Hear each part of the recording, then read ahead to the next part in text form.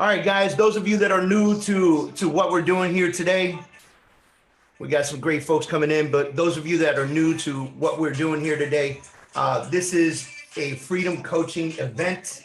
My name is David Adam Kurz, and we host this freedom coaching every single Thursday at 11 a.m. If you registered on the Eventbrite immediately after the coaching session, my assistant Mike that's on here will send the recording out to everybody via email through the Eventbrite system. So we just kind of like create the email in Eventbrite. So you'll see like a message from David Adam Kurz in Eventbrite, and that message will show you all the information and stuff like that. We do have a coaching platform in development, and some of this stuff will probably move to there, but we'll work together on that. And if you join the coaching platform, which is the link to that will also be on the email, you'll have access to all the courses that we've done in the past couple months, which is really great. So I think, so far we've committed to doing this. We've been doing it for, probably like 4 months now, 5 months now. And it's been a very active group. So I expect it to continue to grow as we grow. And I'm just happy to be here with you guys. So because it is a freedom coaching event, we begin every freedom coaching event with stating the words, "It is a freedom day." So I would love for you guys to go in the chat, and I want you to write in there, "It is a freedom day." Go ahead and do that. I'll give you a minute while I adjust my camera. Now, some of y'all might be wondering why we commit to saying it's a freedom day and why we're super strong about that. Ladies and gentlemen, you do this coaching so you can build a stronger, better business, right? And why are you doing it if not trying to find your freedom, whatever that might mean to you, right? And so that's where the name Freedom Coaching came from. That's how we developed it. So we're going to jump right into this coaching session. It is absolutely a freedom day. Really excited to have everybody in the group today. As you can tell, I am as fired up as I typically am. So I'm going to share my screen with you guys, and we're going to rock right to it. You guys ready?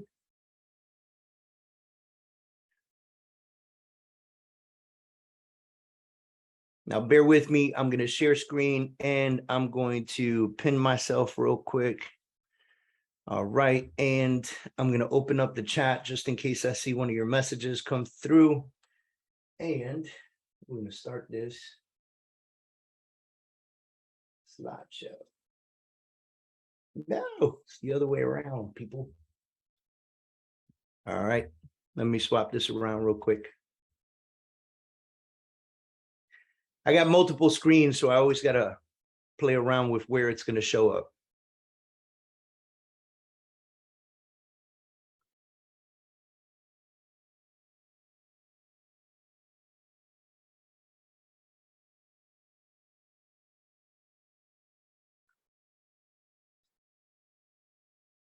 All right, which one do you guys see? Help me out here.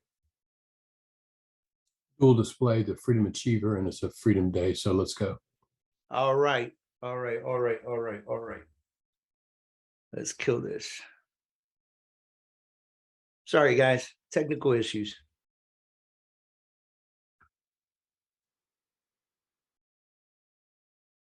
Now we get started. Look better, right? 10-4. All right, roger that. Thank you very much. Mike, we got people in the waiting room. Go ahead and let them in, please. Absolutely. Today, we're going to talk about treating your business like what it is. It's an actual business, right? Now, we talk about this a lot, and we have talked about this a lot in our past sessions, but this time we're going to play a little bit of a more intense action in it. We've already done this. It's a freedom day. Let's go. Let's roll right into it. Here's the reality, guys. An estimated 80 to 87% of agents fail in the first few years, right? By the way, that's a very staggering number. Now, right now, real estate has been so easy, right? Like if you think about how strong real estate has been over the last couple of years, it's been so easy that you could be a new agent and really dominate and create business, right? What's going to happen now with the changes that we're seeing in the market and normalization, right? Coming to a normal market. Well, now we're going to have to go out there. We're going to have to work for this, right? And so those of you who are serious about being real estate professionals, guys, you're going to work for this and you're going to do great at it. But there are going to be many agents that fall right into that estimated 80 to 87% of agents that fail in the first few years. The Small Business Administration says four out of five small businesses fail in the first 5 years. Again, big reason behind this, right? Big reasons behind this. First of all, top two reasons is no business management experience and lack of financial literacy and discipline. Those are huge pieces, like if you really think about it, right? Lack of financial literacy and discipline and no business management experience. Now, does that mean that if you have no business management experience, you're going to fail? No, it means that you need to go out, you need to learn, you need to educate yourself, right? Because if you've never ran a business before, okay, you have to get into this business and understand it. There's also a piece in there that says antiquated industry theory, right? Where many folks are working on an antiquated mindset, therefore having a limited mindset. And so you don't really push forward in the way the business is running today, okay? So some of the solutions, right, off the bat, run your business like a business, change your mindset and get educated. Focus on the micro, not the macro, right? This is a really big one though, by the way. And I hate that we flew by the first two things. We always say, run your business like a business. That's 100%. We have to run our business like a business, guys. 100%, right?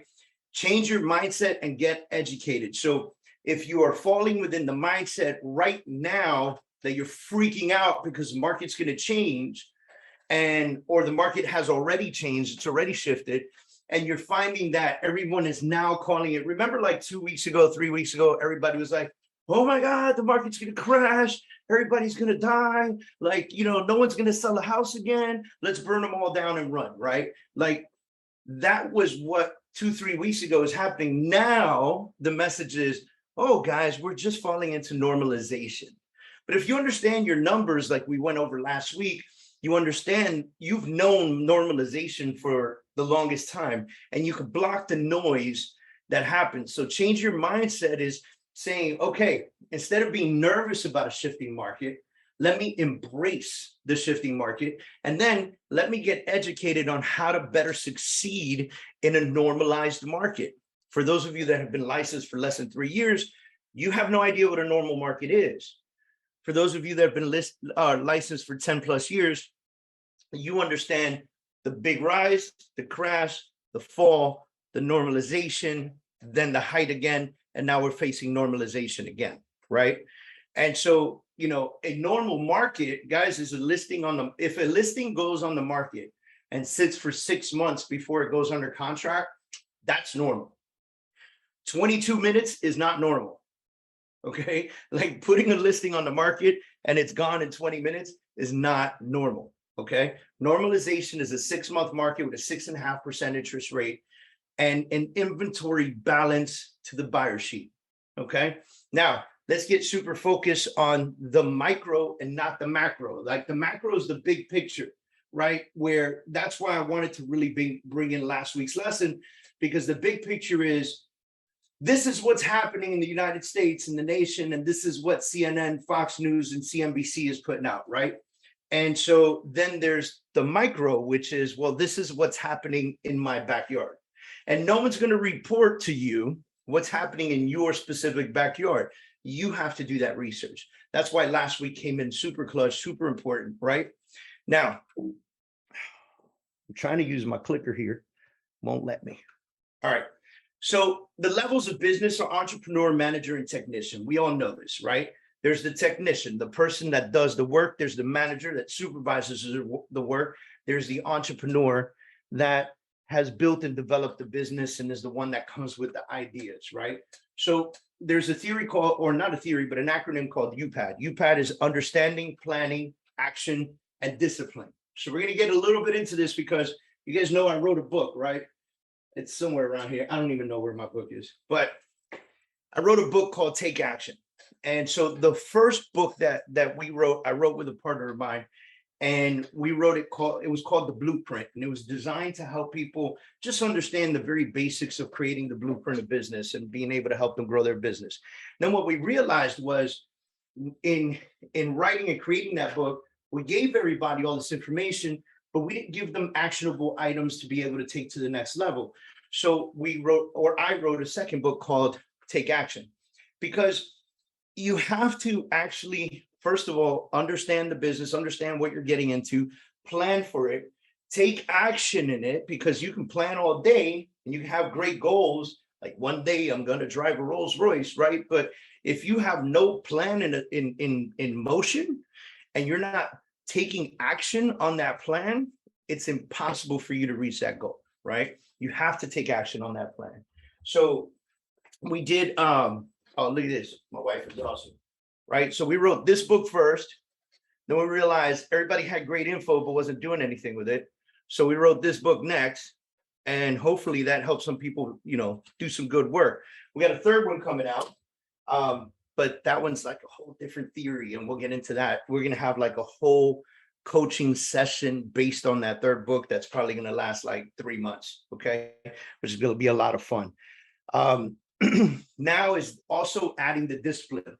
So I've been saying something a lot lately, and I've been saying it to my team on a very heavy level. And I said it the other night at my house. We had a bunch of folks over, all industry professionals. And I was thinking for a moment, and I said, very, very few people have the discipline to do what's necessary in their business, right? And so we've had coaching sessions where we talk to you guys about setting aside the time, working your calendar, knowing how many people you need to call every single day, how many conversations you need to have every single day, and being able to put those things into effect. But where the discipline comes in is not allowing anything else to come in and mess with that time, right? So what I told everybody is the amount of effort that you put into your business will yield you equal results, right? So if I put in 2 hours a week on my business, well, I'm going to yield equal results. That's what I'm going to get in return, right? But if I put in 2 hours a day, specifically micro on calling my leads or connecting with past clients or connecting with my online leads or connecting with my sphere of influence or just rolling down my cell phone and calling people at random, going after starting A, working my way all the way to Z to see what business I can drum up. That's what it takes. That discipline right there to do that on a daily basis is what it takes to really create big business for yourself. And if you're capable of doing that and you have the discipline to do that, you're going to find that that's going to yield you bigger and better results, right? So this is UPAD right there. Your manager's zone is understanding and planning. And the technician zone is action and discipline. Now, here's the crazy part. When you are a solo agent, you're all of this, right? You're the technician, you're the manager, you're the entrepreneur, you're the one that has to implement all of this. And at some point, this is what I pray for each and every one of you guys, is that you build and develop leverage. And we've talked about leverage at a very high level. A few weeks ago, we actually built out an entire team and we talked about who to hire, who comes first, who comes second, right? We talked about all of that, and that will bring you up and pull you into a manager's zone, right?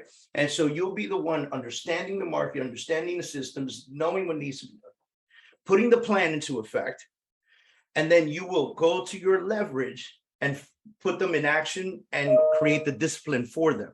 Right. And so once you're at this level, there's another level that's that entrepreneur zone when you bring up some of your technicians to be managers and you fall into the entrepreneur zone. And now you are in a massive like overview balance, right? What's going on here?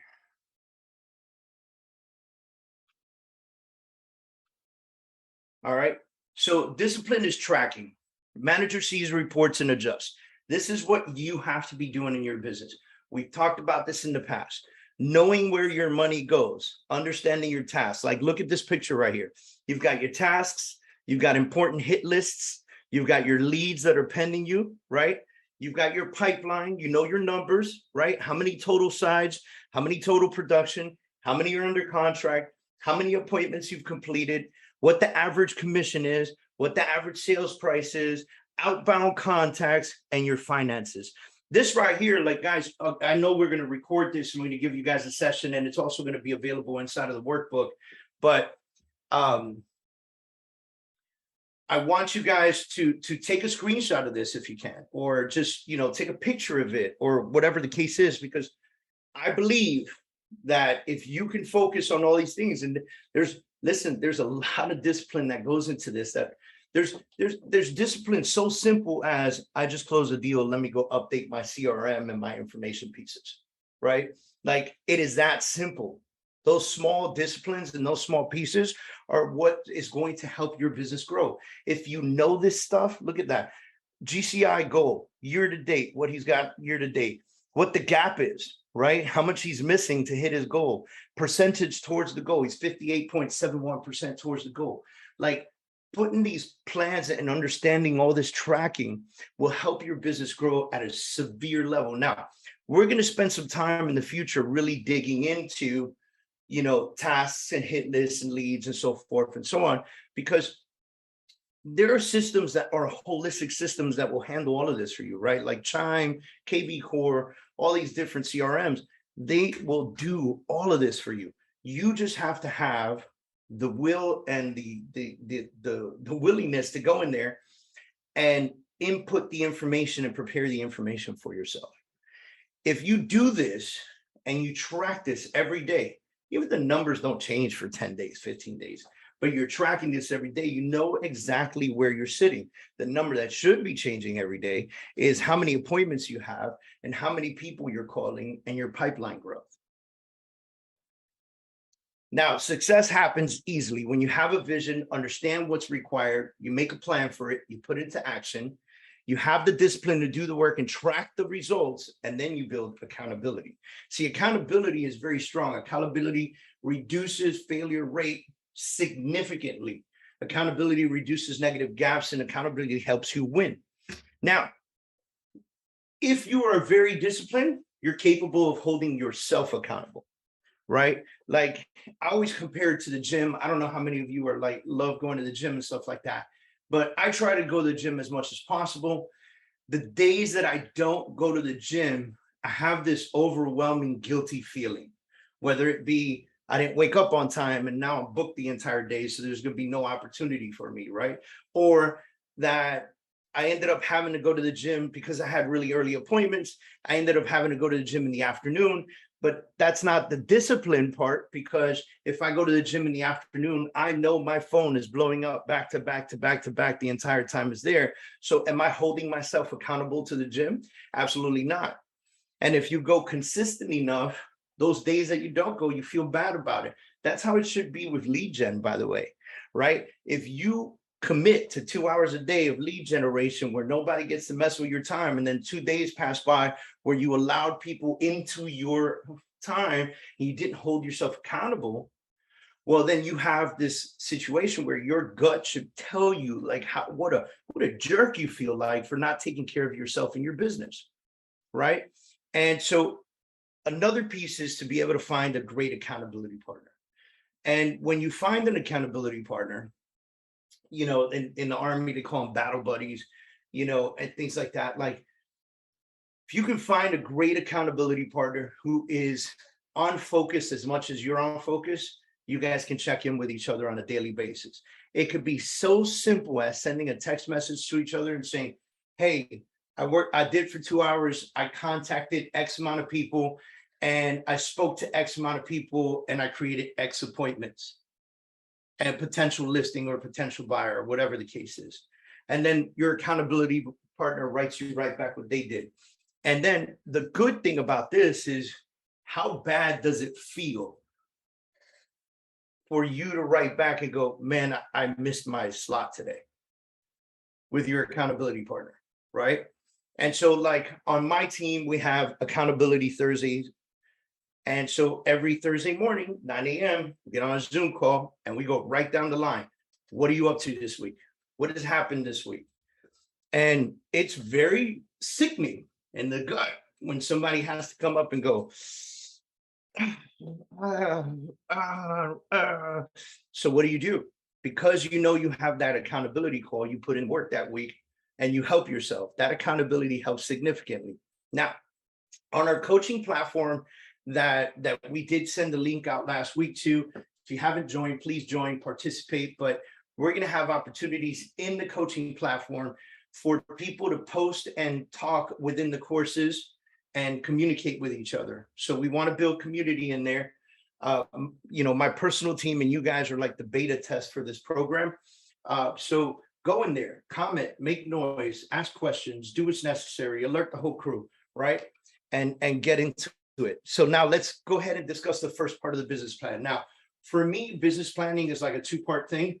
Should be like a 10-part thing, right? But we're going to overview this at a very high level. Okay, so it's 30,000-foot view. But what will happen is over the next week, you will hold yourself accountable by putting together the first parts of your business plan. It is, guys, it is August, right? We're in August. September, October, November, December. Guys, we got 4 months left, and this year is over. So you know what that means? By next month, by September 1st, 2023 has already begun. Because whatever calls that you're making in September to generate business, well, let's just imagine September 1st, I make a phone call to John Smith. John Smith picks up the phone. John says, hey, man, yeah, I think I'm ready to buy. All right, fantastic. Let me put you with my lender. Put them with the lender. Lender has a conversation with them. Takes about 2 days, let's say 48 hours to turn around a pre-approval. Let's say that John Smith needs to pay something off so he can afford a better priced home. Let's say it takes him 30 days to pay that off. Now we're in October. Now October, we get the pre-approval that we want. So we start looking at homes. Let's say in today's market, it takes us 30 days to get under contract, right? So now it's November. You see how quick this goes away, right? And then now November hits, you get them under contract, 30, 45 days till closing. That goes into December. The seller says, no, I don't want to close on December 15th because Christmas is right there and I don't want to move my family the week of Christmas. So let's push the closing to January. Or let's close and give me a post-occupancy agreement till the beginning of January, right? And so this is what happens at the end of the year. So right now, we're talking about business planning, which some folks would consider as early. I think we're already late, okay? So now, let's get hot into this real quick. Sorry.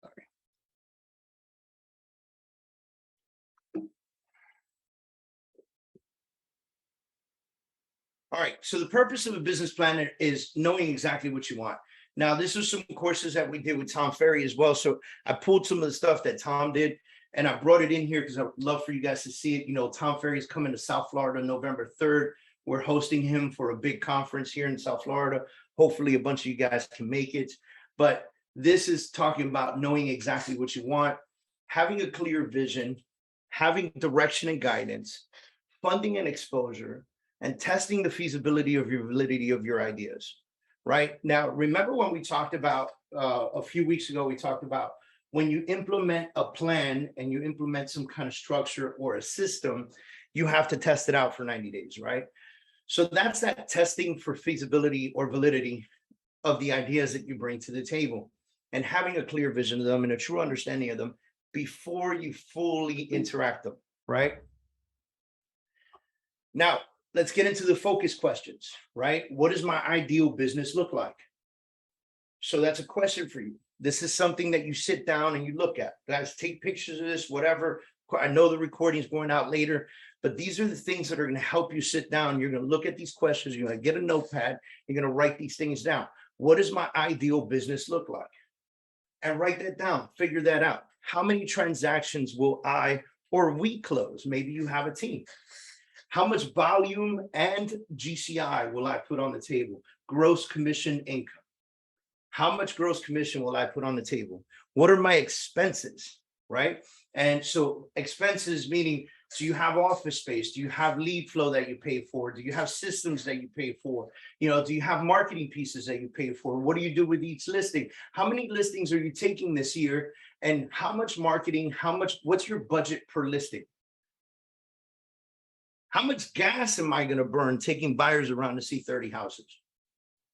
Right? These are all things that you need to think about when running my expenses, right?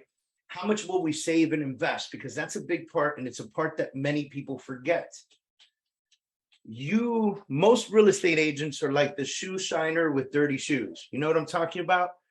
Right? Most real estate agents help other people invest in great opportunities and don't take the opportunity to do it themselves. Here we are with the master knowledge, the master access, the master sheets, and we don't do it for ourselves. So ask yourself, in the next 12 months in 2023, how much will we save and invest, right? How much time will I take off? See, now this is a big one, and a lot of people disregard this. I am a big believer in blocking your time off on your calendar.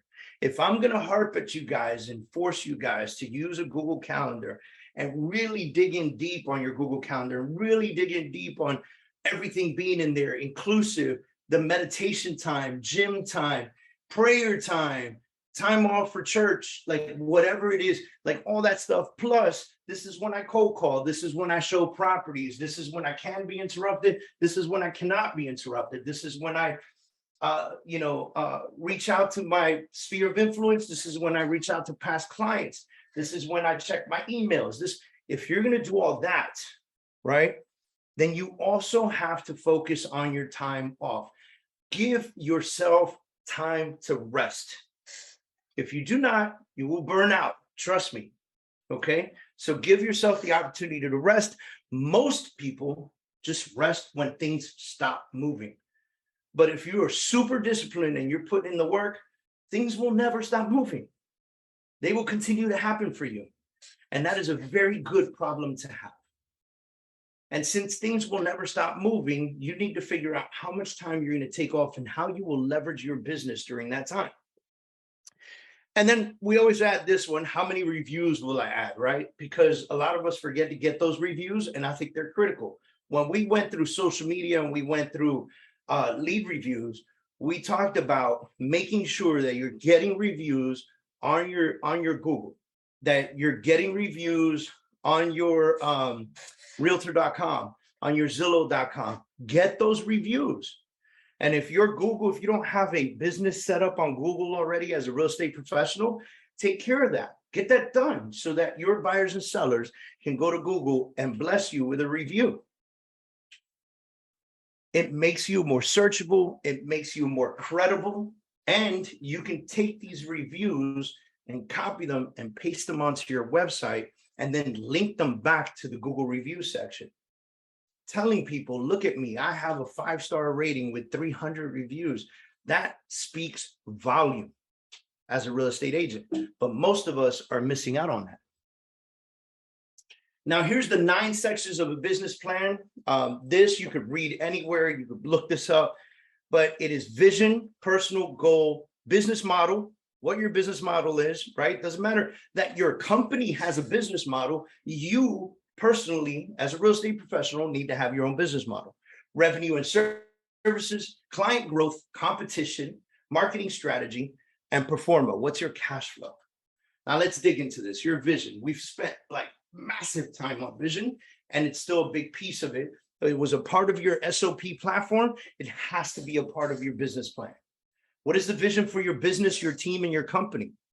What is that? All right. And that's how we're going to begin. Because when you started thinking about the original questions where we said, what does your business look like to you? Like, what does your whole business holistically look like? How are you creating your business? Those questions fall into vision and mission, right? Personal. Let's talk about it. Who are you? What's your resume? How much have you sold? How many homes have you sold? How many clients have you given? How many clients have you received? Right? This is referral based. This is everything. You as a person, how much have you done and where are you going with this? What are your goals, right? So this is the where you're going. What are your businesses and personal goals, income goals, marketing goals, sales goals, right? Where's your company headed? And we're talking about your company. I'm not talking about the company you're with. I'm talking about you. You are a business. You are 1099. You are a business, right? So where is your company heading? How will it get there? Are your goals measurable and trackable? Are your goals measurable and trackable? I have a goal to have this. Great. What is this? This is $10 million in sales this year. Great. How do I track and measure how we will get to $10 million in sales? It's very possible. We've talked about it in the past. We'll continue to talk about it here. Your business model. Are you a team? Are you an agent? Where are you headed? Are you an agent now and you want to be a team in 6 months? Right? Or, and listen, if you're new to the industry, please stop trying to build teams. Be a part of a team and then go build a team when you have some experience. Right? But if you're a new agent and you're just trying to put 5 friends together and create a team, that's the blind leading the blind, guys. Understand that and find the value in mentorship. Find the value in mentorship. Okay. Revenue and services. So what services do you render? Right now, a lot of you are real estate agents on this call today, right? And I get that, but doesn't mean that you can't narrow down a niche to what services you render. Do I only do listings? Do I only work with buyers? Am I primarily one or the other? Am I a mix? Do I have leverage for one? Right? Do I focus on first-time home buyers? Do I focus on military veterans? Do I focus on luxury real estate? Do I focus on waterfront properties? Do I give free CMAs? Do I charge for CMAs? Do I send mailers? Do I door knock? Do I do social media at a very high level? What services do I render? And what kind of revenue have we done and revenue we intend to receive based on the services that we render? Client growth and retention, how to earn new clients. So now this is where in your business plan, you start thinking about how do I earn new clients and how do I retain previous clients? That second one right there is so important, because if you build your entire business on earning new clients and you forget about your previous clients, you will always be leaning forward a step ahead, meaning you won't be able to catch yourself ever in this business. And so you'll always be looking for that next deal, always be looking for that next client, always be, if you close 30 clients this year, 30 clients this year, each one of those clients, if you do a really great job at retaining them as clients and retaining them as friends and building the relationships with them, each single one of them should give you 3 new leads. They're not all going to work out, but they build your pipeline. Each and every one of them should give you 3 new leads. So if you have, let's break it down for mighty even numbers, right? If I close 10 deals this year, with those 10 people, if I create great relationships and have massive agreement on follow-up and really get focused on them and understand how to retain my previous clients, next year, I'll have 30 leads from those 10. And so if I focus on earning my new clients, if I do exactly what I did last year to get the 10, well, I'm going to get another 10, because if you do the same thing, you're going to get the same results, right? But on top of the 10, I'm going to earn 30 new leads. And if 15 of those close, well, then next year I got 25 homes closed. And then I take those 25 and I stay massively focused on relationships and follow-up and phone calls and how you doing and pass on the back and happy birthdays and happy anniversary and here's a thank you card and here's a Christmas card and here's a happy Halloween and here's a client appreciation event that we're doing, free drinks and hot dogs on me. If you continue to do these things, well, those 25 should give you 3 new leads apiece for the next year, 75 new leads. And if only 30 of those close, and you're doing the same exact thing you did on year 1 to get 10, well, that's 30 plus 10. And now you got 40 new closings. Do you see how you went from 1 to 25 to 40 over a 3-year span? Just by significantly focusing on previous clients. Understanding your competition, right? So Tom Ferry always asks the questions, have you ever Googled a few competitors, right? What are they doing? What do their websites look like? What are they promoting? How are they on social media? This is not to create envy. This is not to create false results. This is also not to study someone's exterior, not understand the interior of their business.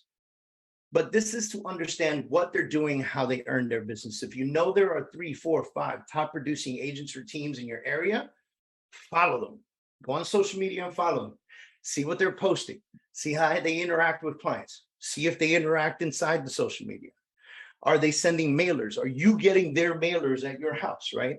Are they big Zillow clients? Are they big Realtor.com clients? Like, who are they? And how are they building their business?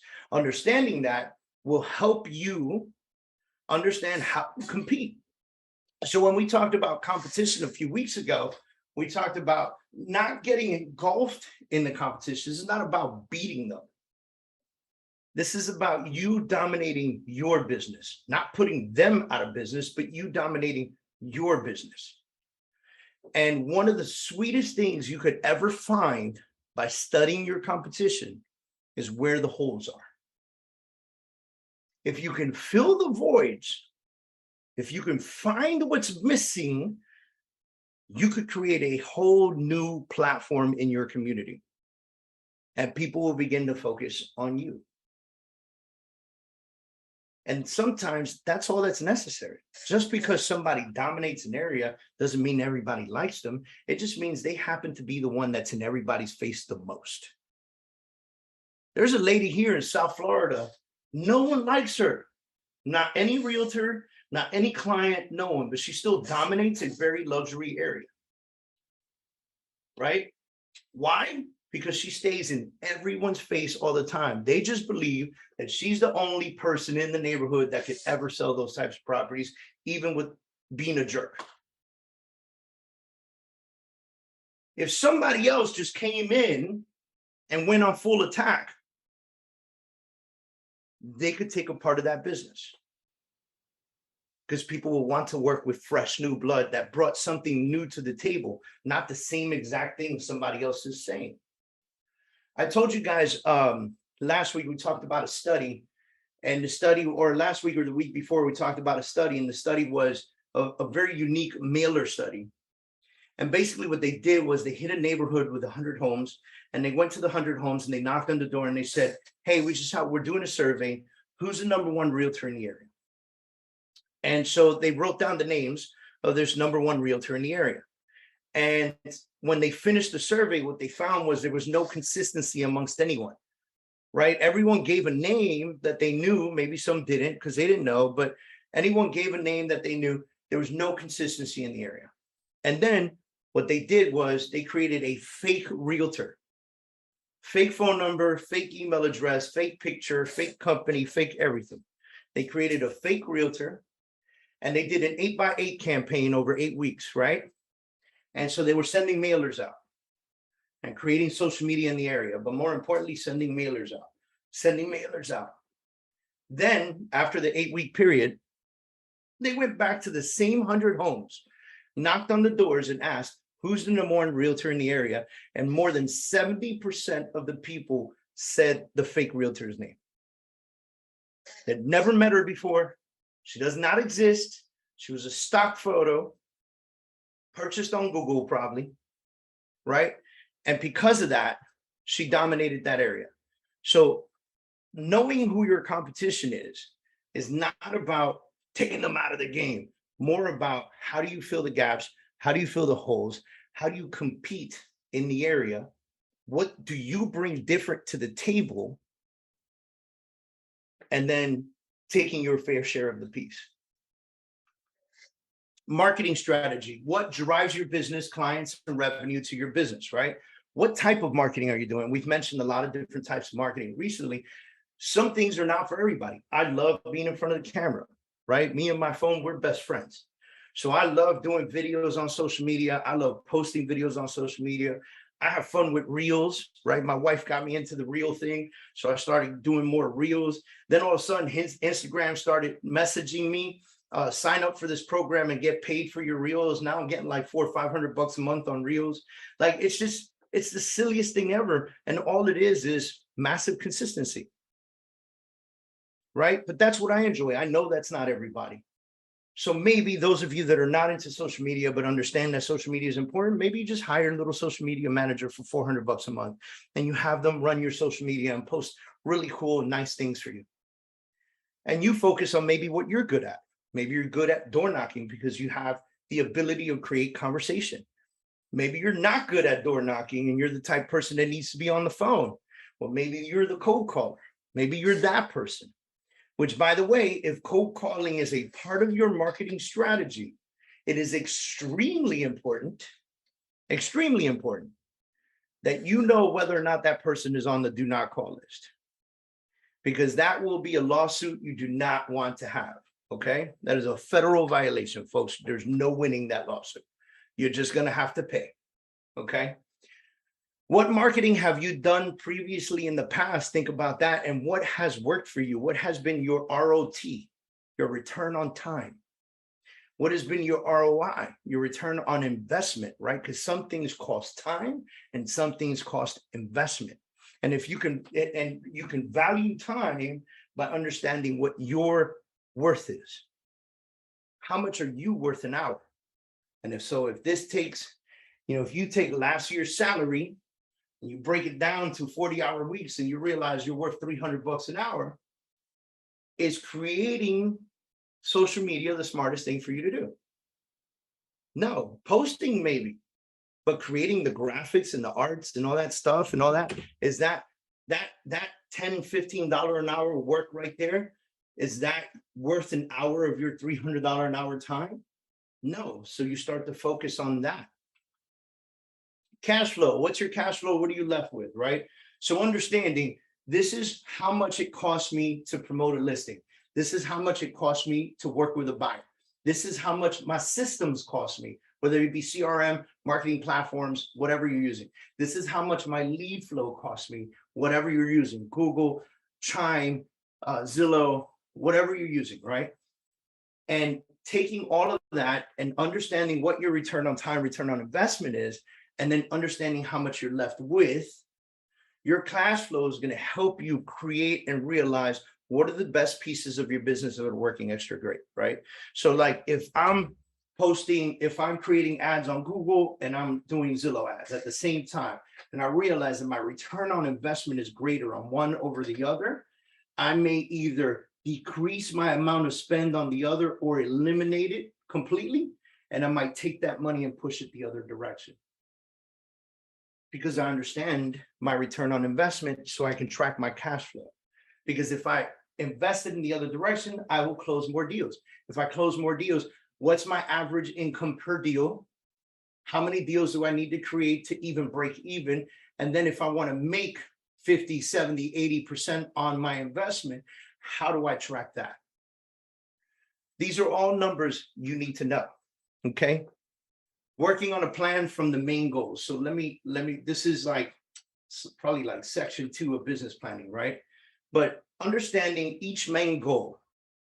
For every single plan, you have to have a main goal. So whether it be, okay, one main goal is I need to make this much a month. The other main goal is I want to close X amount of properties. The other main goal is I want to get 20,000 followers on Instagram.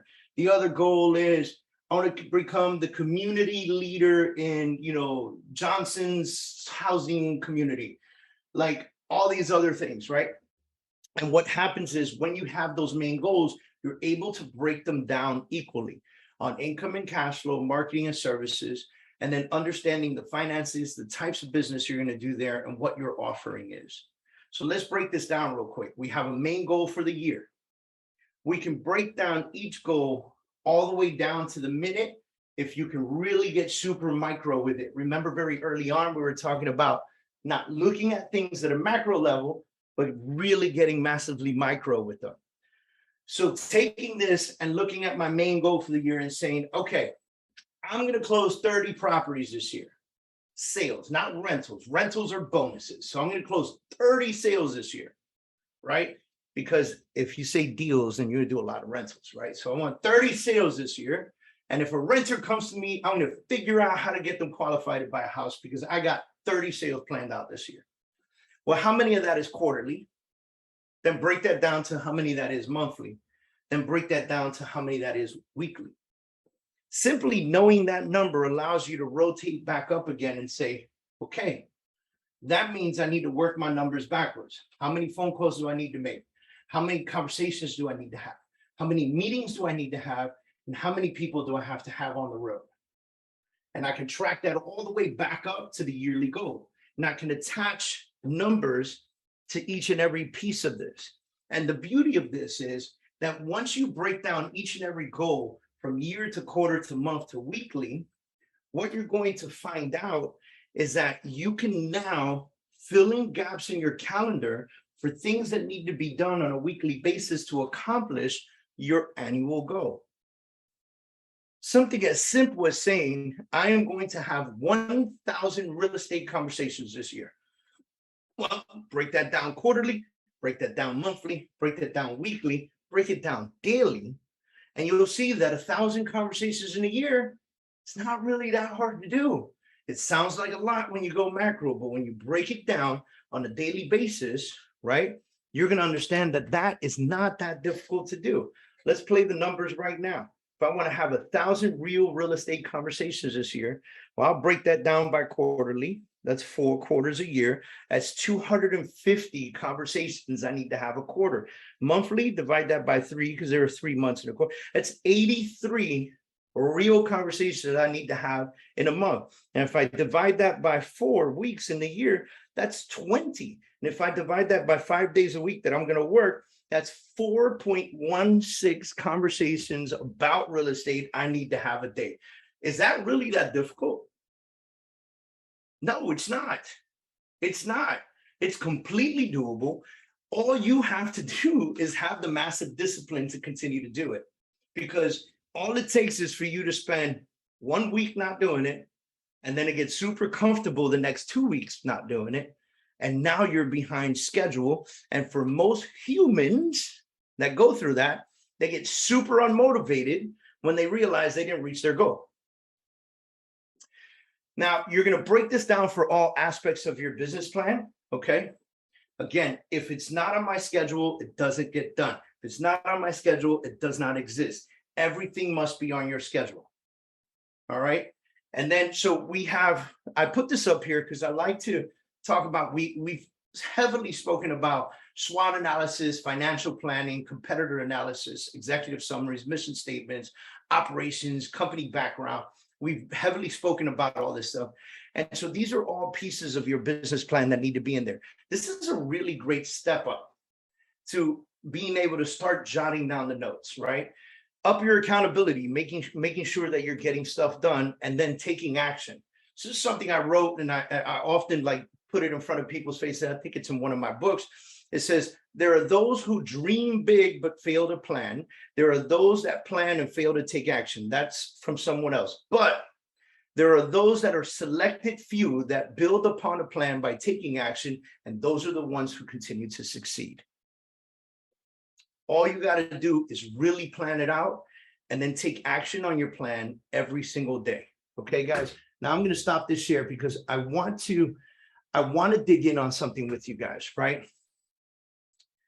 This next week, your mission is to take the information you received today, get a notebook, a notepad. Look, I have these things on my desk and I run through them, right? These things are cheap, man. You go to Amazon, you could buy these for like I think maybe 10, 15 bucks. They'll send you 20 of these, but it's a little notebook, right? And so just grab one of these, you know, and if you're crazy like me, you grab a bunch of them. And this one is for marketing. And this one is for sales goals. And this one is for recruiting goals. And this one is for team goals, right? And this one's going to be for personal goals, right? Maybe fitness, maybe meditation, prayer, or whatever. And marriage goals, relationship goals, right? Sphere of influence and past client situations, right? And go into each one of them and start writing out everything that we've recently discussed. And the reason that we want you to start it that way is because I don't want you to sit down and create your business plan this week. I want you to truly understand how you're going to capitalize and build upon it. So if I take this book right here, and I say personal goals. Well, I'm going to wake up at 5 o'clock in the morning. And the way that I'm going to do that is plan this out, right? If I'm used to waking up at 8 a.m., well, for the next week, I'm going to set my alarm for 7. Then the week after that, I'm going to go 6:30. And the week after that, I'm going to go to 6. And the week after that, I'm going to go to 5:30. And the week after that, I'm going to go to 5. And who knows, maybe when I go to 5, I might get super motivated and go to 4:30. But you create the habit by creating the plan. You create the habit by taking action upon the plan that you created. Let me rephrase that, right? And so that might be a personal goal. Why do I want to wake up at 4:30, 5 o'clock in the morning? Maybe that's the best time to hit the gym when my phone's not blowing up, right? Maybe that's the best time for me to close my eyes, sit Indian style, meditate, do whatever I got to do. Maybe that's the best time for me to take a moment and jump in my pool when the rest of my house and my world is asleep. And just take a moment for me before the day begins. Could you imagine? Think about this for a moment. 4:30 in the morning, wake up, brush your teeth, have a little coffee, drop a pre-workout, hit the gym from 5 to 6, come home, jump in your pool or run outside or do a little garden tender. You know, my wife likes to be in the garden. She goes out and messes with the flowers and stuff, right? And raises her butterflies. Like, that's her moment. That's her opportunity to do this uninterrupted by life. Now, take it to the sales goals. I want to sell 10 million, 20 million, 30 million, 100 million, whatever that is, and break that down. And if you run out of space, grab another one and say part 2 sales goals. But this is the mission that I have for you this week. The mission is for you to start writing all this stuff out, creating an understanding of it, putting the finance ideas behind it. But Dave, I ain't got no money yet. I'm a new agent.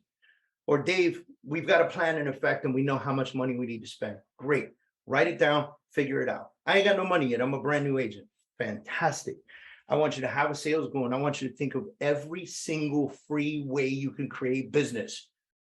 Like, maybe you just buy a t-shirt that says, I am a realtor. And you buy 10 of those, and that is the t-shirt you wear every single day, everywhere you go until you have enough business. Maybe you buy a sweater that has your team name on the back, but make sure it says real estate somewhere, because if it says Johnson Team, that doesn't tell the world anything, right? I have this hat here. People ask me about it all the time. You know, you guys are the freedom achievers. I'm the freedom coach. People stop me and ask me, what do you coach on? I wear this t-shirt on purpose to airports. It says, stack cash, invest in real estate, buy crypto, create legacy wealth. People come to me at the airport all the time, the supermarket all the time. Hey, you do real estate? Hey, have you tied crypto into real estate? Hey, have you heard about real estate getting fractionalized on the blockchain? And I get to have those conversations, and I get to get a new phone number. I'm a new agent, David. What else can I do? Go knock on doors. Go meet new people. Go interview restaurants in your local neighborhood. I'm really big on that. Why not? Show them some love. They will show you love. You hear me? Show them love. They will show you love. It's really that simple.